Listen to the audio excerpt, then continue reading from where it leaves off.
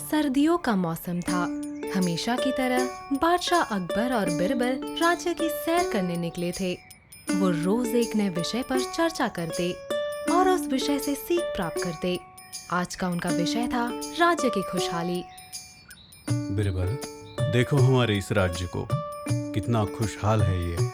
लेकिन बिरबल उनसे असहमत थे और अपनी असहमति प्रकट करते हुए उन्होंने बादशाह से कहा, महाराज, भले ही हमारे राज्य में सभी खुशहाल जिंदगी जी रहे हो, मगर पैसों के लिए लोग कुछ भी कर सकते हैं।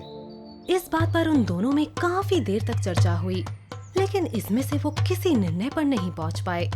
चर्चा करते करते राजा और बिरबल एक नदी किनारे आकर बैठ गए। राजा ने यूं ही अपना हाथ पानी में डुबोया, लेकिन तुरंत ही उसे बाहर निकाल लिया। कुछ देर वहीं बैठकर वो कुछ सोचते रहे और उठकर बिरबल के पास आ गए। उन्होंने मन ही मन बिरबल को गलत साबित करने की एक तरकीब सोच ली थी। बिरबल के पास जाकर वो बोले, अगर कोई भी व्यक्ति पूरी रात इस पानी के अंदर खड़ा रह पाएगा तो उसे 1000 मोहरों का इनाम दिया जाएगा। और तुम्हारे मुताबिक अगर लोग पैसे के लिए सचमुच कुछ भी कर सकते हैं तो वह इस चुनौती को स्वीकार जरूर करेंगे। बादशाह और बिरबल की बात उस नदी के यहाँ से गुजरते एक बूढ़े गरीब के कानों पे पड़ी, जो अपनी बेटी की शादी के लिए पैसे कहाँ से लाए जाए इस चिंता में थे। चुनौती की बात सुनते ही वो बादशाह के पास गए और उनसे कहा, महाराज, मैंने आपकी चुनौती वाली बात सुन ली है। मुझे पैसों की सख्त जरूरत है और मैं आपकी यह चुनौती स्वीकार करता हूँ। बादशाह और बिरबल चकित हो गए कि इतना बूढ़ा आदमी ये चुनौती कैसे पार कर पाएगा। बिरबल ने उन बूढ़े आदमी को सलाह भी दी कि वो इस चुनौती के बारे में ना सोचे और उन्हें अगर पैसों की इतनी ही जरूरत है तो वो बादशाह से पैसे के लिए कर्जा ले ले। लेकिन वो बूढ़े गरीब अपने निर्णय पर अड़े रहे और चुनौती पार करने की तैयारी में लग गए। चुनौती का समय आ गया। बादशाह ने अकबर को उन बूढ़े गरीब पर देखरेख करने का जिम्मा सौंपा। मौसम के कारण पानी इतना ठंडा पड़ गया था कि कोई उसमें अपनी उंगली भी डाल दे तो जम जाए। लेकिन ये बात उन बूढ़े गरीब को रोकने वाली नहीं थी। चुनौती के अनुसार वो छाती तक उस पानी में जाकर खड़े हो गए। तेज लहरें बह रही थी, ठंडी हवाएं जोरों से चल रही थी, लेकिन बूढ़े गरीब टस से मस ना हुए। उस ठंडे पानी में वो रात भर ठिठुरते खड़े रहे। आखिर सुबह हो गई।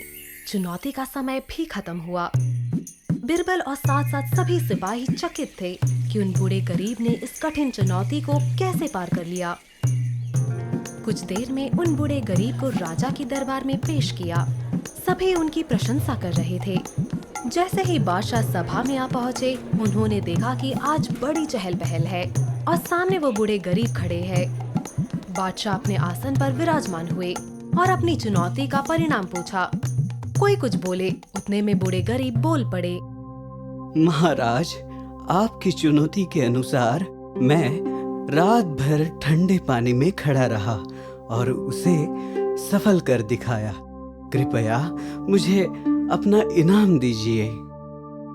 बादशाह अकबर चौंक गए, क्योंकि ये जीत सिर्फ उस बूढ़े गरीब की नहीं थी, बल्कि बिरबल की भी थी। कुछ देर सोचकर बादशाह ने आश्चर्य होकर पूछा, तुम इतनी सर्द रात में पानी के अंदर कैसे खड़े रह पाए? बूढ़े गरीब ने उत्तर देते हुए कहा, महाराज, मैं दूर आपके किले की खिड़की पर जल रहे दिए का चिंतन करके खड़ा रहा और यह सोचता रहा कि वह दिया मेरे पास ही है। इस तरह रात बीत गई। लेकिन बादशाह अकबर को ये मंजूर नहीं था। उन्होंने तुरंत इनाम देने से मना कर दिया। इतना ही नहीं तो उन्होंने ये तर्क वितर्क लगाते हुए कहा, तुमने ये चुनौती मेहनत से नहीं बल्कि धोखे से जीती है। तुम जिस दिए की बात कर रहे हो, उसी दिए की गर्मी से तुम पानी में रात भर खड़े रह सके और इसीलिए तुम इस इनाम के हकदार नहीं हो। बूढ़े गरीब को कुछ समझ नहीं आया और वो आंसू बहाते हुए अपने घर चले गए। बिरबल जानते थे कि बूढ़े गरीब के साथ ये अन्याय हुआ है। उन्होंने बूढ़े गरीब का हक दिलवाने का निश्चय कर लिया। अगले दिन अकबर और बिरबल वन में शिकार के लिए चले गए। दोपहर में बिरबल ने तिपाई लगाई और आग जलाकर खिचड़ी पकाने लगे। अकबर सामने बैठे थे। बिरबल ने जानबूझकर खिचड़ी का पात्र आग से काफी ऊंचा लटकाया। अकबर देखकर बोल पड़े कि बीरबल, ये किस तरह की मूर्खता कर रहे हो? इतनी ऊपर बंधी हंडी को तपन कैसे मिलेगी? हंडी को नीचे बांधो वरना खिचड़ी नहीं पकेगी। लेकिन बिरबल नहीं माने और बादशाह को ये यकीन दिलाते रहे कि खिचड़ी जरूर पकेगी। इस तरह दोपहर से शाम हो गई और अकबर गुस्से में लाल पीले होकर बोले, बिरबल, क्या तुम मेरा मजाक उड़ा रहे हो? तुम्हें इतना समझ नहीं आता कि इतनी दूर तक आज नहीं पहुंचेगी? यह कहकर बादशाह अपने ही बातों के जाल में फंस गए।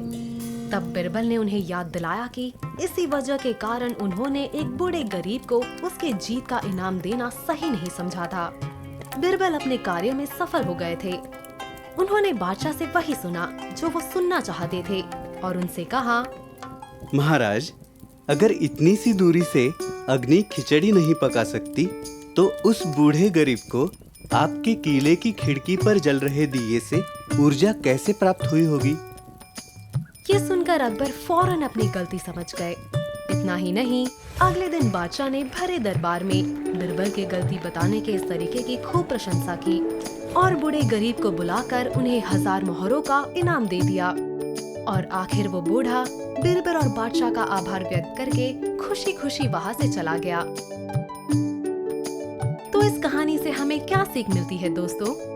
हमें यह सीख मिलती है कि कभी किसी के साथ अन्याय नहीं करना चाहिए और किसी के हक को नहीं छीनना चाहिए।